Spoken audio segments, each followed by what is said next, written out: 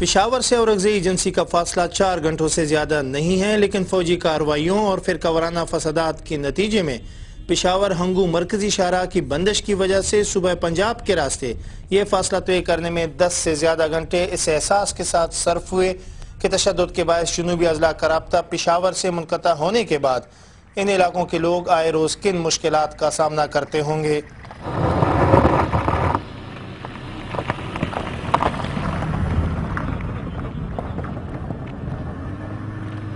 طالبان کی دعوت پر پشاور سے صحافیوں کے گروپ کے ساتھ جب ہم قبائلی علاقے اورکزئی ایجنسی پہنچے تو عسکریت پسندوں کو پہلی ہی سے اپنا منتظر پایا۔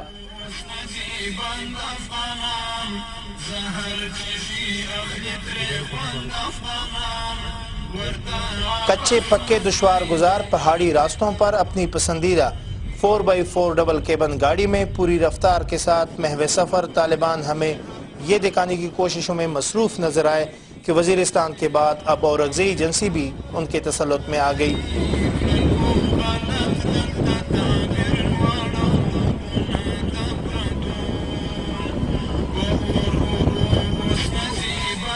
ان کے اس دعوے کو اس حقیقت سے بھی تائید حاصل ہوتی ہے کہ اس پورے سفر میں ہمیں نہ تو کہیں فوجی قلعہ نظر آیا اور نہ پولیٹیکل انتظامیہ کی کوئی ریٹ، حتیٰ کہ اورکزئی ایجنسی کے بڑے قصبے غلجو سے انتظامیہ کے دفاتر بہت پہلے ہی قریبی ضلع ہنگو منتقل کیے جا چکے ہیں۔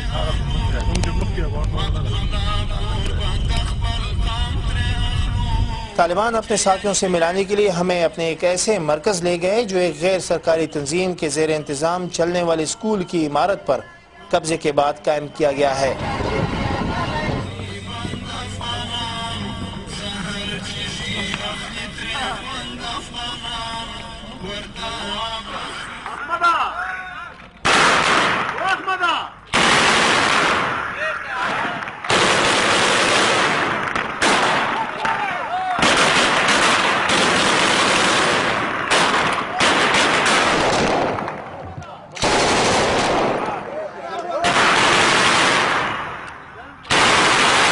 یہ فائرنگ ایک کمرشل جہاز پر کی گئی جسے طالبان امریکی جاسوسی طیارہ قرار دے رہے تھے۔ یوں لگا جیسے طالبان نہ صرف ہمیں اس منفرد اور روایتی انداز میں خوش آمدید کہہ رہے ہیں بلکہ یہ بھی دکھانے کی کوشش کر رہے ہیں کہ قبائلی علاقوں میں بڑھتے ہوئے امریکی حملوں سے وہ بالکل خوفزدہ نہیں ہیں۔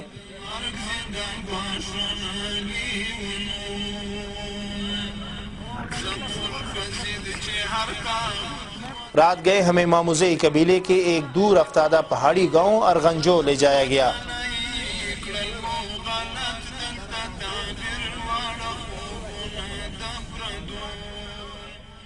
پورے راستے طالبان ہمیں سیکورٹی فورسز کے خلاف اپنے ایسی کارروائیوں سے آگاہ کرتے رہے جن کی حقیقت کو جانچنا شاید ممکن نہ ہو۔ ساتھ ہی ساتھ ہمیں طالبان کے جہادی نغمے بغیر کسی فرمائش کے مفت میں سنائے جا رہے تھے جس کا مقصد شاید اپنے ساتھیوں کو ہر وقت حالت جنگ میں رکھنا ہے۔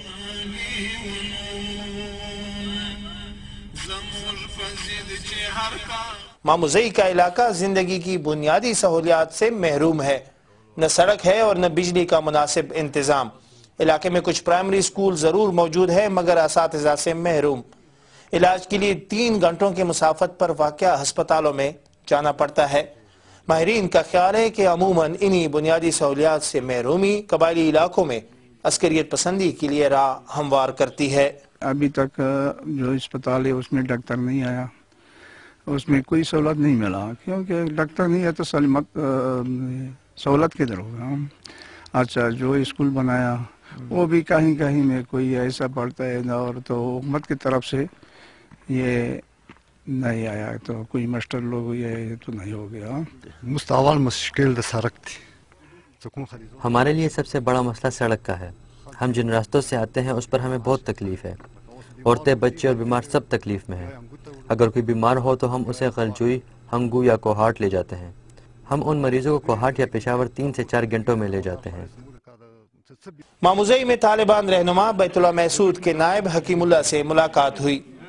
حکیم اللہ محسود کو حال ہی میں اورکزئی، خیبر اور کرم ایجنسی میں امارت کی ذمہ داریاں سونپی گئی ہے۔ انہوں نے یہ دعویٰ ضرور کیا کہ انہیں مقامی قبائل کی حمایت حاصل ہے مگر ان کے آس پاس موجود 50 سے زائد مسلح لوگوں میں زیادہ تر کا تعلق جنوبی وزیرستان سے تھا۔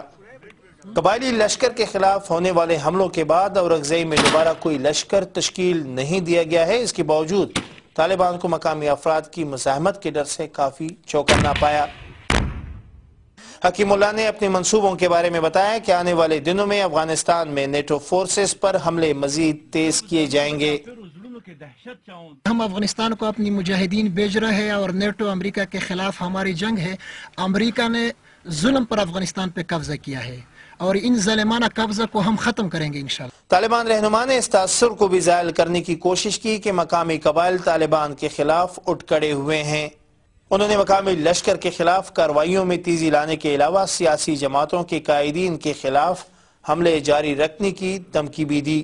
سیاسی قائدین کی حکومت آئی ہے مشرف اور ان کی پالیسی بھی سخت ہو گئی ہے، اس لیے پاکستان کے حالات ان سے بھی بدتر ہو گئی ہے۔ ہم پشاور اور پاکستان کے عام ضلعوں کی عوام سے اپیل کرتے ہیں کہ اپنی قائدین کو آگاہ کریں۔ اگر ان نے اپنے قائدین کو آگاہ کیے، اپنی پالیسی کو چھوڑ دیے تو ہم پشاور قبائل سے اور علاقے پر ہم قبضہ نہیں کرنا چاہتے۔ اگر پاکستانی قائدین اور پاکستانی فوج کی یہی کردار ہوگی تو ہم مجبور پشاور پر بھی قبضہ کر لیں گے۔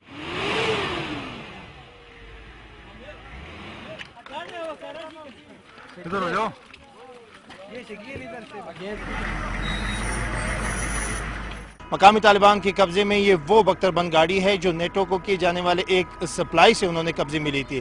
مقامی طالبان نے دھمکی دی ہے کہ درہ خیبر کے راستے افغانستان میں مقیم غیر ملکی افواج کو کی جانے والی سپلائی پر مزید حملے تیز کیے جائیں گے۔ غیر ملکی افواج کے لیے جانے والی یہ ہموی گاڑی اب مقامی طالبان کے قبضے میں ہے۔ وہ اس گاڑی کو اکثر گشت کے لیے استعمال کرتے ہوئے نظر آتے ہیں۔